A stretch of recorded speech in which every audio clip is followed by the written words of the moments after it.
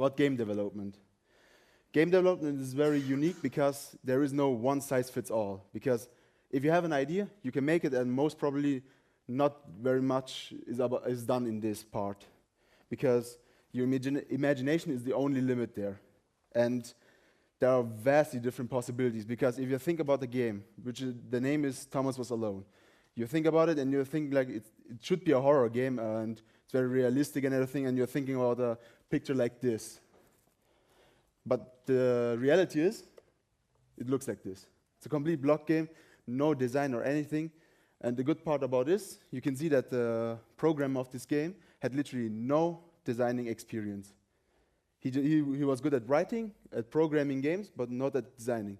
So the thing about that is, everyone can join here. And that is very open. The community is very open to beginners, but also to the advanced people. So first, what is or does a game engine? There's a little mistake. So a game engine is a dev environment designed for video games. It streamlines cross multi-platform development. Like if you want to play it together with a PS4 and the Xbox One, it makes it a lot easier to put the network code between them. Or multi-platform, you just program it once and the whole controls are taken over for Switch or for the PlayStation or for PC or for phone even, for mobile games. And also, a game engine provides the basic functionality, which is mostly the most work if you had to do it by hand. These are rendering 2D, 3D, or the networking code, then the physics engine, artificial intelligence, sound, localization support, the collision detection, CPU threading, then the scripting, the scene graph, the animation, memory management. But also, the good part about game engine is, even if you don't know how to code, you don't know how to design games, there's even a simpler part, which is the support for visual scripting, like Unreal Engine 4's Blueprint. Which is literally just Lego, you just put it together by hand, and it works like that. To some game engines. The one I'm showing here are one of the most popular ones. Here's Unity. The developers are Unity Technologies. It was released in June 2005 and is still really up to date. The code which you can write in it is C#, and where I realized here that everyone is very fond of JavaScript, Unity has its own JavaScript code for it.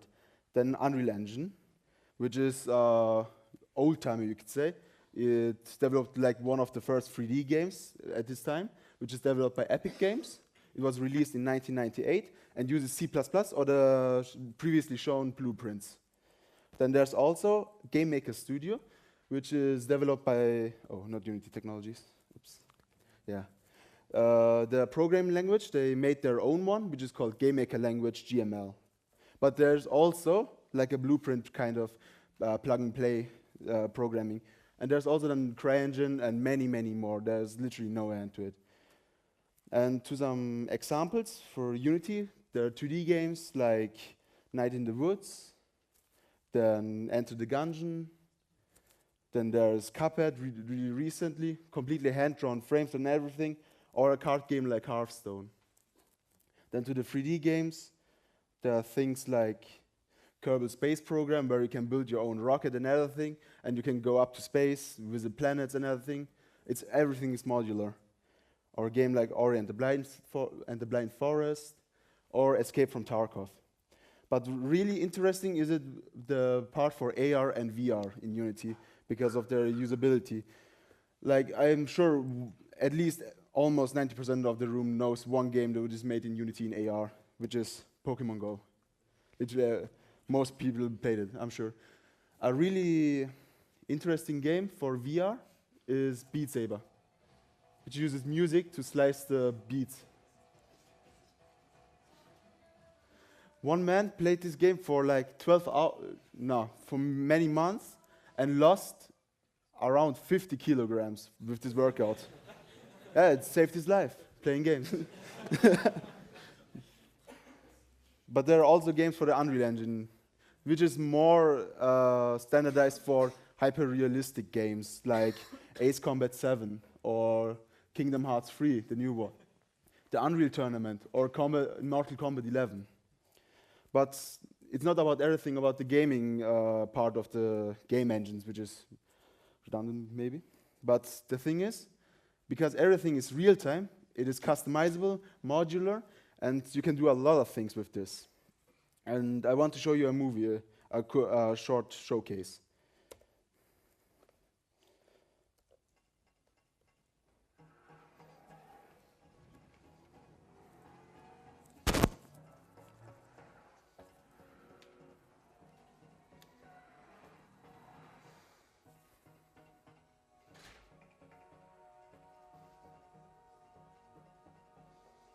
As you can see, there's an AR car, which is completely filled with stickers so that the camera can fill out. And the axes of the car are modular, so it can widen or tighten itself, so you can put different cars on it every time. So they just need to buy one of the axes, and that's it. Put everything together. You can make custom cars which are not made. They're starting to make movies.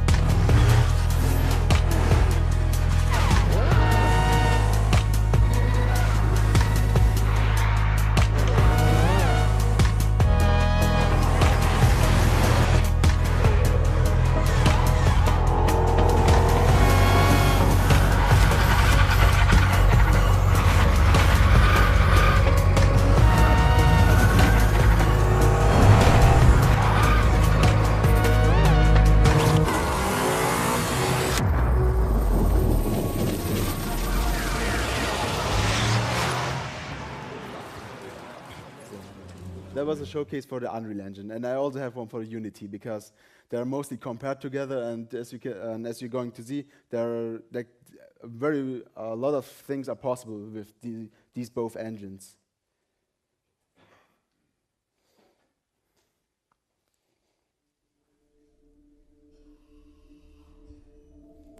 You can make full-blown movies with it, or interactive movies. Like if someone put up a VR goggle, they can choose their own things, like own story parts, where they can choose which way they're going in a cinema. So everyone has a different outcome, or just how they like it. And you have to have in mind, everything is real time. It's everything on the PC. You can at any time change everything.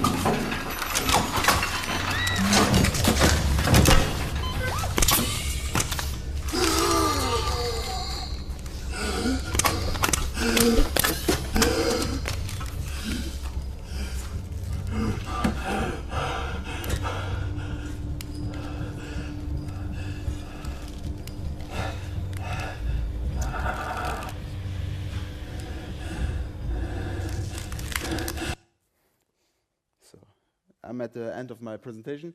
Thank you for listening, and thank you for taking it as well.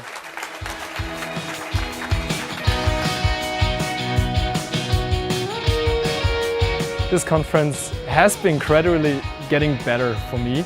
The quality of the lineup is usually really good, and this is something I'm really saying thumbs up. They're really trying to get speakers here that are pushing to the future of web technologies.